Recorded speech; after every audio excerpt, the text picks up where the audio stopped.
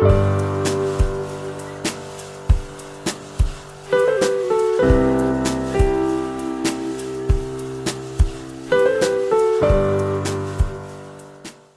Back नाज़रीन, हमारे साथ मौजूद हैं महविश कुतुब और मुगीस जलाल। हम बात कर रहे हैं इमोशनल इंटेलिजेंस की, और इमोशनल इंटेलिजेंस में अभी जो पहले सेगमेंट में बात हो रही थी वो हो रही थी खुद आगाही की।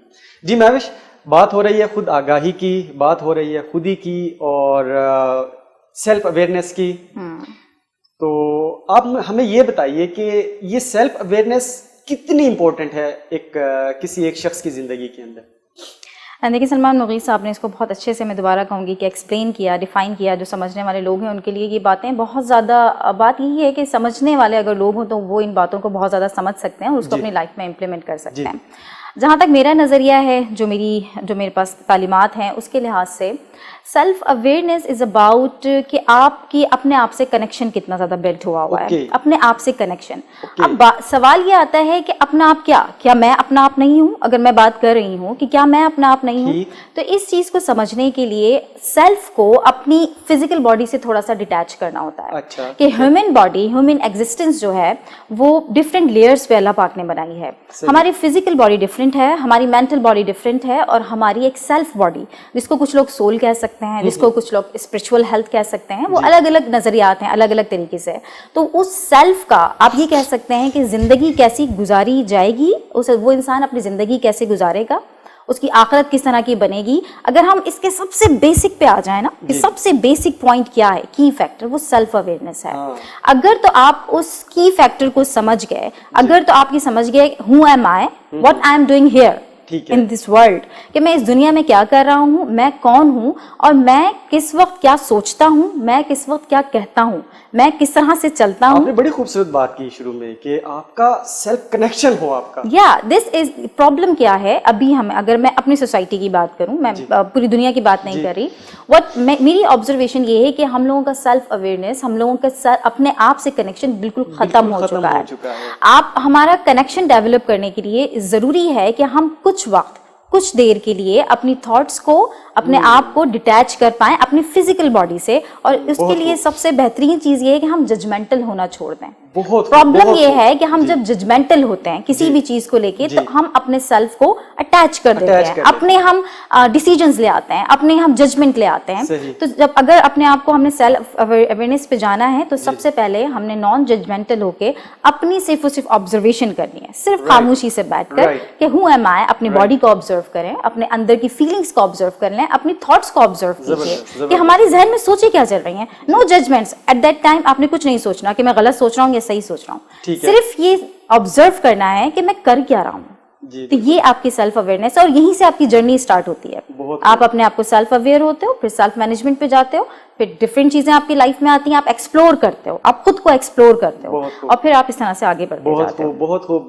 नाज़रीन, महविश के जो नज़रियात हैं, जो उन्होंने एक खुलासा पेश किया है, मुझे एक छोटी सी बात याद आ गई कि जब हम फिलॉसफी पढ़ रहे थे, एमफिल के स्टूडेंट थे, तो मेरी जो सुपरवाइज़र थी डॉक्टर हिना रहमान, वो मुझे कहा करती होती थी कि बेटा जब आप मेरे पास आओ, बैठो, बात करो, तो अपने जो मेंटल कैपेसिटी है उसको बिल्कुल एम्प्टी करके बैठो। आप ये मत सोचो कि आपके पास क्या चीज़ें मौजूद हैं, आप ये चीज़ें सोचो कि आपको क्या कुछ यहाँ से मिलेगा। और बिल्कुल एम्प्टी माइंडेड जब आप बैठते हो, किसी चीज़ के ऊपर डिस्कस करते हो, तो आप ज़्यादा चीज़ें डाइजेस्ट करते हो, आप ज़्यादा लर्निंग करते हो। अच्छा, हम यहीं से बात आगे की तरफ लेकर चलते हैं, मुगीस साहब की तरफ आते हैं। अब ये फ्रेमवर्क के ऊपर हम बात कर रहे हैं, हम खुदी के ऊपर भी बात कर रहे हैं, जो कि मेरे हिसाब से महविश ने बहुत अच्छे से एक्सप्लेन किया कि हमारी सेल्फ अटैचमेंट कहीं खो गई है। वो सेल्फ अटैचमेंट हम दोबारा वापस कैसे लेके आए, वो अपने आप को कनेक्ट कैसे करें? देखिए, इसके लिए सबसे ज़रूरी ये चीज़ है, जैसे महविश ने इसको एक्सप्लेन किया बहुत अच्छी तरह से, कि जो सेल्फ अवेयरनेस की हम बात कर रहे हैं, कनेक्शन की हम बात कर रहे हैं, तो इसमें अपने साथ जो है ना, एक होता है मी टाइम होता है इंसान का ज़िंदगी में, मी टाइम होता है जिसमें आपको अकेला कुछ वक्त अपने साथ गुजारना होता है। मतलब अपनी फैमिली के साथ अपने टाइम स्पेंड किया, सब कुछ किया, लेकिन घर का एक कॉर्नर हो आपके पास, ठीक है ना, वहाँ बैठे और अपने आप से बातें करें, अपने आप से पूछें कि डिस्कवर करें अपने आप को, और अपने साथ ईमानदारी रखें, अपने साथ ईमानदारी बहुत जरूरी है। being honest to yourself. Exactly Wow, क्योंकि आप super. जब अकेले में बैठते हैं ना तो बहुत आपका जबरदस्त। ज़मीर, आपका दिल आपको बता रहा होता है ऑनेस्टली कि आपके अंदर ये गलत चीज है और ये सही वो चीज सब है। सेल्फ एनालिसिस जो एग्जैक्टली Yeah. अब हम क्या करते हैं, हमें पता चल जाए कि यार मुझ में ये कमी है, मुझसे ये गलती है, मेरे अंदर ये लैकनेस है। अब अगर मैं उसको एडमिट नहीं करूं और उस पर आ जाऊं कि नहीं नहीं है, मैं नहीं मान रहा इस चीज को, और बाहर जब मैं एक्सटर्नल वर्ल्ड में निकलूंगा तो मैं इस चीज को डिसरिगार्ड करके अपनी ही बात पे जो है ना मैं एडमिट रहूंगा, ठीक है ना। तो इससे क्या होता है कि एक तो अवेयरनेस बहुत से लोगों को होती नहीं जी, है, और जब आ जाए और उसके ऊपर आप उसको इंप्रूव अगर आप ना करें जी। तो ये बड़ी ही जो है ना खतरनाक किस्म की वो चीज तो होती फिर एक है। मुआशरे के लिए एक बिगाड़ का बाइस बन जाएगा ना। बिल्कुल। वो तो एक मतलब कि उस बंदे की पर्सनैलिटी भी ऐसी हो जाएगी कि वो अपने आप को बस सेल्फ सेंटर्ड हो जाएगा। बिल्कुल। ऐसे ही मैं अगर आपकी बात को अंडरस्टैंड करूं, और आपने बहुत खूबसूरत बात की कि आपका खुद के साथ कनेक्शन तभी हो सकता है जब आप अपने लिए टाइम निकालते हैं। मी टाइम का आपने बहुत खूबसूरत, मैं इसको आज हैशटैग बना लूंगा इसको, मी टाइम को। अच्छा महविश, मैं ये मी टाइम को लेकर आपके पास आ रहा हूँ। आप की एक्सपर्टीज में योगा भी है, जी। तो आप बात कर रहे हैं सर कि अपनी ज़ात को टाइम दें। मैं बात से बात अखज़ कर रहा हूँ और मैं कोशिश कर रहा हूँ कि हम उसका जो कंटेंट है उसको ज़्यादा अच्छे तरीके से डिस्क्राइब कर सकें ताकि ऑडियंस तक बात भी अच्छे से पहुँच सके। योगा क्या मतलब एक्सरसाइज ही ज़रूरी है, या योगा की अगर आप हम लेके आए इसको मी टाइम देना है तो हम क्या करें? किसी छत पे चले जाएं, किसी टेरेस पे अकेले जाके बैठ जाएं, किसी पहाड़ियों पे चढ़ जाएं, क्या करें बताइए जरा प्लीज, या बीच पे चले जाएं। सर ने जो मी टाइम की बात करी, इसे आप पर्सनल स्पेस भी कह सकते हैं कि हर इंसान की ये रिक्वायरमेंट होती है कि आपका एक पर्सनल स्पेस हो जिसके अंदर सिर्फ और सिर्फ आपका ताल्लुक आप अपने आप से बना हुआ हो। जी। अच्छा, आपने कहा योगा के हवाले से मैं इसको कैसे देखती हूँ, तो देखें मैं एक होलिस्टिक हेल्थ कंसल्टेंट हूँ और मैं योगा को एज अ टूल यूज करती हूँ for self awareness, for self management, but it's not necessary कि आप योगा के जरिए ही ये चीजें अचीव कर सकते हो। पॉइंट इज दैट बिकॉज मुझे एक्सरसाइज करना अच्छा लगता था, मुझे मेडिटेशन करना अच्छा लगता था, तो मैंने वो रूट अपनाया, मैंने वो चीज देखी।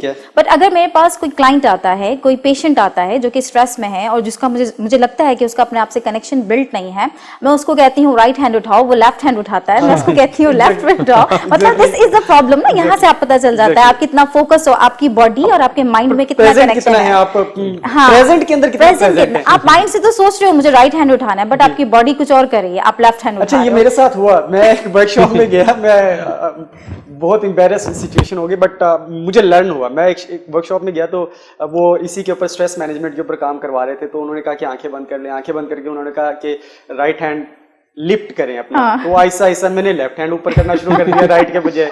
तो मतलब आपकी बात हकीकत है कि हम प्रेजेंट में होते हुए भी प्रेजेंट नहीं, बिकॉज वो कनेक्शन आपका माइंड और आपकी बॉडी का कनेक्शन नहीं डेवलप हुआ हुआ, दैट्स व्हाई आपकी थोड़ी सी उस कनेक्शन के अंदर प्रॉब्लम है। आपका माइंड राइट कह रहा है बट आपकी बॉडी लेफ्ट उठा रही है। तो हमारी ये कोशिश होती है कि हम जो माइंड कह रहा है उस कनेक्शन को डेवलप कर पाए, और वही आपकी सेल्फ अवेयरनेस है। अच्छा, जरूरी नहीं जैसे मैंने कहा कि योगा ही हो, आपको जो भी चीज करना, जो चीज आपको खुशी देती है, जो चीज आपके अंदर हैप्पी हार्मोन्स डेवलप करती है। अभी हम बैक ऑफ द स्टेज जब बात कर रहे थे कि एक हैप्पी हार्मोन्स की, मुगीस साहब ने बताया हैप्पी हार्मोन्स, तो ये हैप्पी हार्मोन्स बॉडी से रिलीज होना 4 टाइप के हैं, वो खैर फिर एक डिफरेंट डिबेट हो जाती है, बट जिक्र कर देते हैं। ऑक्सीटॉक्सिन होते हैं, एंडोर्फिन्स होते हैं, एंड डिफरेंट किस्म के एंडोर्फिन्स बहुत जबरदस्त हार्मोन्स हैं जो कि आपकी बॉडी से आपका माइंड रिलीज करता है। और ये वो पॉइंट होता है जब आपकी सेल्फ अवेयरनेस बढ़ती है, सेल्फ लव क्रिएट होता है आपके अंदर। और सबसे खूबसूरत बात जो कि लोगों को ये नहीं मालूम कि आपके ये हार्मोन्स रिलीज करना आपके हाथ में है। अच्छा, आपके हाथ में है ये चीज। हम जब ये सोचते हैं कि हम तो उदास हैं, हम कुछ नहीं कर सकते, एक्सटर्नल खुशियां या एक्सटर्नल गम हमारी इंटरनल बॉडी पे इफेक्ट करते हैं। This is the wrong concept. ऐसा कुछ नहीं है। आपकी इंटरनल बॉडी, आपका इंटरनल इन्वायरमेंट, आपका इंटरनल वर्ल्ड आपके हाथ में है। आप जब चाहो इन हार्मोन्स को रिलीज कर सकते हो। कैसे? अपनी पसंदीदा चीज कोई भी करके। और ऐसा नहीं हो सकता कि कोई इंसान इस दुनिया में हो उसका कोई लव ना हो, किसी चीज के लिए वो पैशन ना रखता हो, अट्रैक्शन ना हो, तो वो चीज सेलेक्ट कर सकता है और उस चीज में अपना वक्त गुजार सकता है और ये हार्मोन्स रिलीज कर सकता है। अब जब हार्मोन्स रिलीज करेगा तो खुद ब खुद उसका सेल्फ कनेक्शन डेवलप होगा और सेल्फ अवेयरनेस बढ़ेगी। जबरदस्त। ये हार्मोन्स की जो मैडम ने बात की कि रिलीज है, ये आपके अपने हाथ में है। अच्छा, हम आगे बढ़ते हैं। मुगीस साहब, हम आपकी तरफ आ रहे हैं। सेल्फ अवेयरनेस को हमने बहुत अच्छे से इलेबरेट कर लिया और अब हम आगे की तरफ बढ़े। हम आपसे पूछे कि इसका दूसरा एस्पेक्ट है, जो इंटरनल एस्पेक्ट है, वो है सेल्फ मैनेजमेंट। तो सेल्फ अवेयरनेस होगी तो सेल्फ मैनेजमेंट की तरफ आप जाएंगे।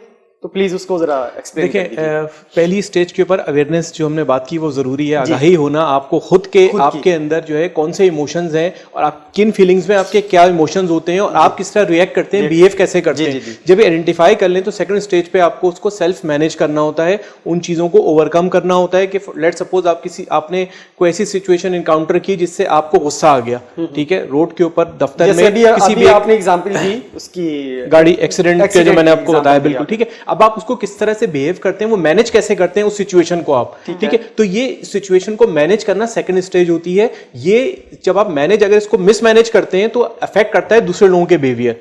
ओके, ठीक है। अभी तक तो आपके अपने अंदर था ना, आपने क्या फील किया, आप लो फील कर रहे हैं, डिमोटिवेटेड फील कर रहे हैं, लो मोरल है आपका, इसका दूसरों को नहीं पता। जब उसके अंदर अगर मैनेज, सेल्फ मैनेज उसको नहीं करते और आउटबर्स्ट हो जाते हैं और दूसरे लोगों के बिहेवियर, इनके इमोशंस हर्ट होते हैं, दैट मीन्स कि आपकी ये जो वीक एरिया है आपका, क्योंकि आप प्रॉपर्ली मैनेज नहीं कर पाए, इससे दूसरे लोग हर्ट हो रहे हैं, ठीक है ना। तो you have to have a mastery on self managing yourself, ठीक है। उन चीजों को आपको मैनेज करना है, उनको इमोशंस को आइडेंटिफाई करना है कि ठीक है जी, उसको आपको कंपोज रखना है, अपने आप को काम रखना है, अपने आप को ये नहीं सबको, जैसे बहुत से लोग होते हैं उनके चेहरे को देखकर आपको पता लग जाता है कि यार ये उदास उदास है, आज मूड बड़ा ऑफ है, कुछ हुआ है, या तो घर में कोई मसला हुआ है और घर जाते हैं, और ऑफिस में कोई हुआ है तो घर में वो रिएक्शन शो कर देते हैं, किसी दोस्तों की गैदरिंग में बैठते हैं तो हो जाता है भाई आज ये दोस्त बड़ा खामोश है, क्या हो गया, तो वो चीज लोग पहचान लेते हैं। कुछ ऐसे लोग होते हैं जिनको आप पहचान नहीं सकते, वो जितने ही मेंटली डिस्टर्ब क्यों ना हो, जितने ही स्ट्रेस में क्यों ना हो, जब वो किसी नए एनवायरनमेंट में जाते हैं तो वहां इस चीज को इंपैक्ट नहीं आने देते। और मतलब बहुत से लोग हमें देखते हैं जो बहुत खुश हैं, बहुत हंसी मजाक कर रहे हैं, लेकिन उनकी जिंदगी में भी कोई गम होते हैं। चैपलिन की सबसे बड़ी एग्जांपल है, उनकी जिंदगी में भी गम होते हैं, लेकिन वो क्योंकि इमोशनली चार्ज होते हैं, अपने आप को इमोशनली इंटेलिजेंट होते हैं, तो उसको मैनेज कर लेते हैं, सेल्फ मैनेज कर लेते हैं, तो इसलिए वो आउट परफॉर्म कर जाते हैं जी। और लोगों को नहीं जो है वो अंदाजा होता है इसके ऊपर। जी बिल्कुल बिल्कुल ठीक है। अच्छा, हम यही सेल्फ मैनेजमेंट को अब आपकी तरफ लेके आते हैं। एक holistic health, as a holistic health consultant, आप क्या समझते हैं कि प्रोफेशनल लाइफ में सेल्फ मैनेजमेंट कितनी इंपॉर्टेंट है? देखिए, जब हम सेल्फ मैनेजमेंट की बात करेंगे या सेल्फ अवेयरनेस की बात करेंगे तो सिर्फ आप समझ लें कि पूरी ज़िंदगी को मैनेज करने का नाम है। अब उस ज़िंदगी के अंदर जो भी एस्पेक्ट्स हैं, चाहे वो आपकी सोशल लाइफ है, चाहे वो आपकी फैमिली लाइफ है, चाहे वो आपकी प्रोफेशनल लाइफ है। अब चूंकि आपका सवाल प्रोफेशनलिज्म से है तो बिल्कुल मैं यही कहूँगी कि अगर आपको लीडरशिप, हम बहुत से लोग ये सोचते हैं, बहुत से हमारी जो यूथ है उन्हें लीडरशिप जो आपकी डेजिग्नेशंस हैं उस पर जाने का बहुत शौक होता है, डायरेक्ट मैनेजर बनना चाह रहे हैं, जनरल मैनेजर बनना चाह रहे हैं, डायरेक्टर बनना चाह रहे हैं, तो yes it can be possible, but उसके लिए आपको बहुत ज्यादा अपनी माइंड की प्रोग्रामिंग और अपने माइंड को डिसिप्लिन में लाना होता है। Mind programming and mind discipline, आप अगर ये दो चीजें आप इसी को हम सेल्फ मैनेजमेंट कहते हैं, आप जितना ज्यादा डिसिप्लिन वे के अंदर अपने इमोशंस और अपनी फीलिंग्स को दूसरों के ऊपर ये कहने के उसका इजहार कर पाओगे, वो आपकी सेल्फ मैनेजमेंट है।